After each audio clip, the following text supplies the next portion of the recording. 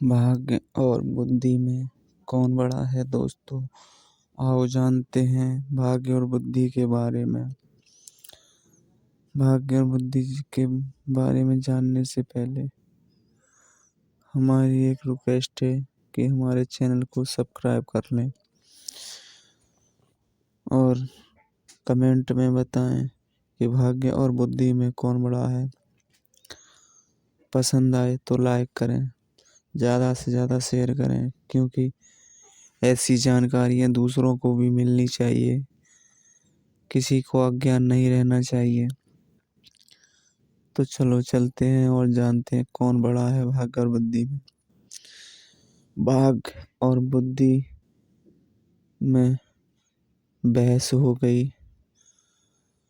भाग्य कहता है कि मैं बड़ा हूँ और बुद्धि कहती है कि मैं बड़ी हूँ।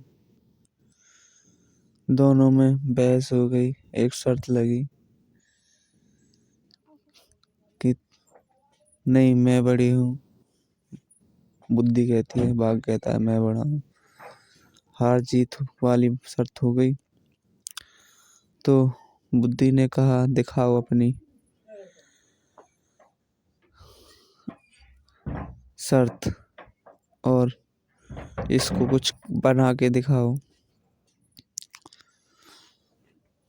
एक सामने उन्हें एक बकरी चुगाने वाला एक गडरिया मिला। वो हर रोज अपनी बकरी चुगाता था। उसके दिमाग से बुद्धि निकल गई और भाग्य उसका साथ देने लगा। जैसे ही वो पेड़ के नीचे लेटा हुआ था, भाग्य ने अपना चमत्कार दिखाया और उसके सामने एक चप्पल की खड़ाऊं दे दी, सोने की। उसमें हीरे वगैरह लगे हुए थे। ग्वारिया उठा और बकरियों को देखने लगा। कुछ आगे बढ़ा होगा कि उसे वो खड़ाऊं मिल गई। उसने देखा कि यह शीशे की तरह चमक रही है, पता नहीं क्या है। उसने उठा के और रस्सी में बांध ली और जिधर भी जाता उधर खींचते हुए चलता। जब भी उधर से एक सेठ गुजर रहा था, बनिए, उसने देखा इसके हाथ में रस्सी से बंधी हुई सोने और हीरे की खड़ाऊं चप्पल खींच रहा है। इसको इस चीज की जानकारी नहीं है। बनिए ने तुरंत उस गडरिया को बुलाया अपने पास और उस चप्पल के बारे में पूछा। तो उसने कहा, ए गडरिया, ये चप्पल बेचेगा तू? उसने कहा, बेच दूंगा। कि कितने पैसे लेगा? कि बस एक दिन के खाने के लिए मुझे दे देना, जो कि मेरी बकरी का और मुझे एक दिन का गुजारा हो जाए। बनिया ने ऐसा ही किया। फटाक से जल्दी से उसकी बकरियों का और उसका इंतजाम किया, खाने पीने का, चारा और नाज पानी, और उस गडरिया को दे दिया। खड़ाऊं ले गया। तो बनिए के मन में तो लालच रहता ही है। वो एक के दो बनाना चाहता है। वह उस चप्पल को लेके राजा के पास पहुंचा। बनिए ने अपने मन में सोचा था कि क्यों ना इस चप्पल को राजा को दे दिया जाए। मुझे बहुत बड़ा उपहार मिलेगा, गिफ्ट मिलेगा।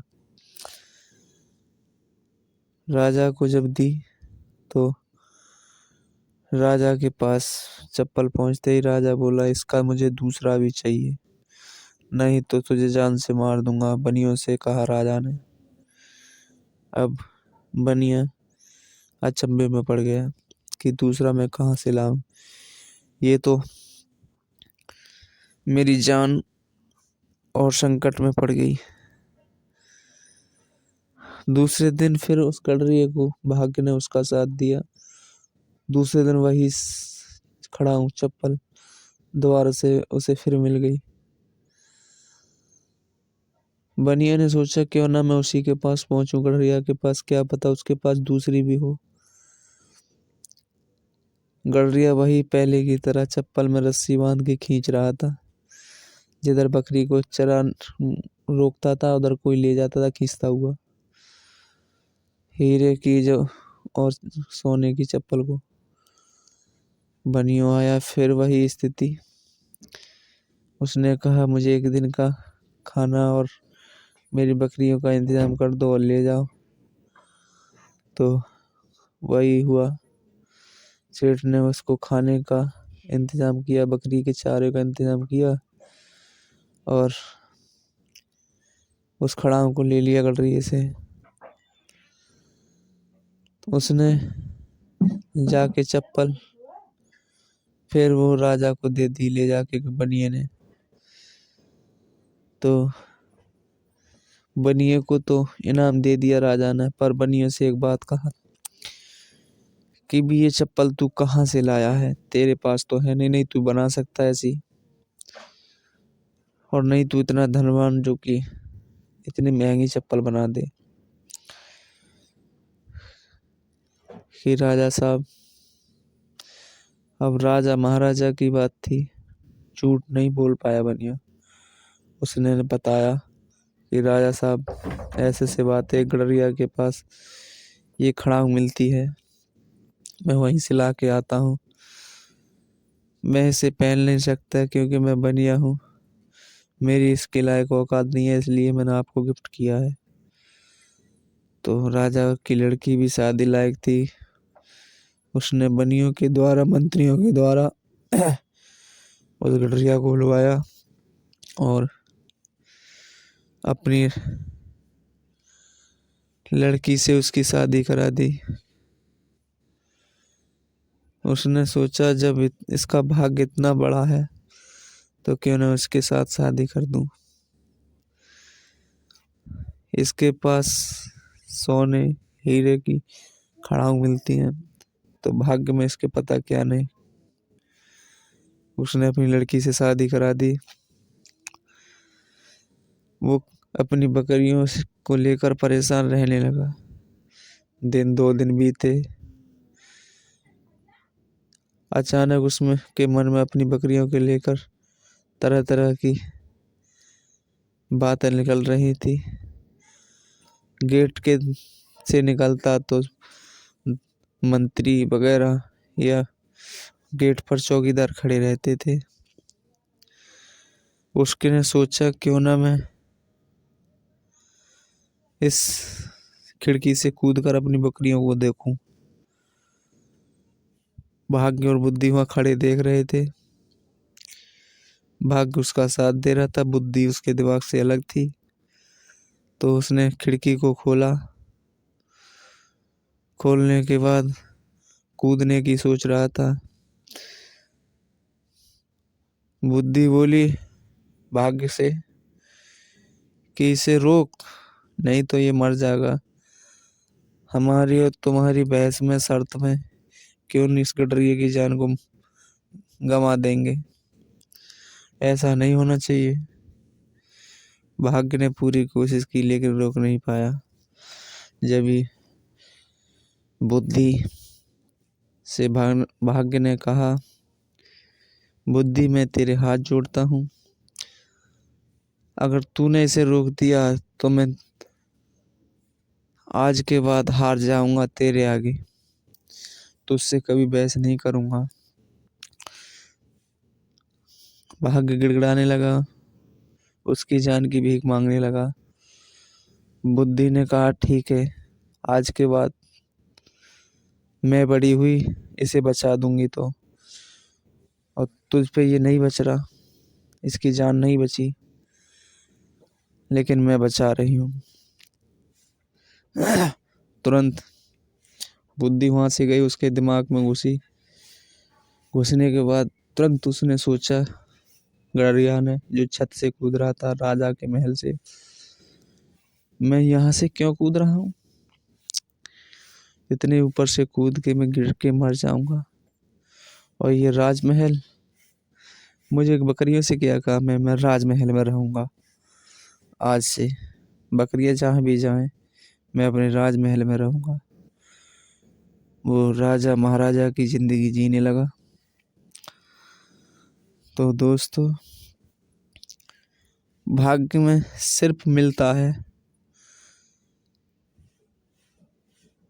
जो लिखा है, ऊपर वाले ने लिख दिया वो मिलता है।